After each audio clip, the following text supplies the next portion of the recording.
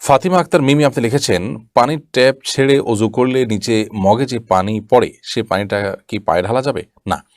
ব্যবহৃত পানি একবার ব্যবহার করে ফেলেছেন, সেটা ব্যবহৃত পানি হয়ে গেছে। সেই ব্যবহৃত পানিটা আপনার অজু বা গোসলের কাজে আপনি আর ব্যবহার করতে পারবেন না, বা অন্য নাপাক কাপড় পাক করার কাজে ইত্যাদিতে আপনি ব্যবহার করতে পারবেন না। তবে সেটা আপনি এমনি ফ্লোর পরিষ্কার করার জন্য, অন্য কোনো নাপাক দূর করার জন্য আপনি পানি ঢেলে দূর করে দিলেন, সেটা আপনি করতে পারেন। কিন্তু অজু এটা দিয়ে করতে পারবেন না। ফরজ গোসল এটা দিয়ে করলে গোসল আদায় হবে না, কারণ ব্যবহৃত পানি সেটা আর অন্য কাউকে পবিত্র করতে পারে না।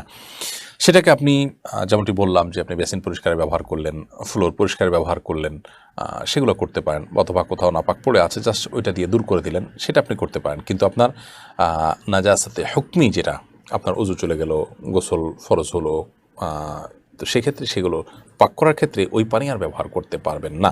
আপনাকে পিওর পানি ব্যবহার করতে হবে পাও ধোয়ার জন্য।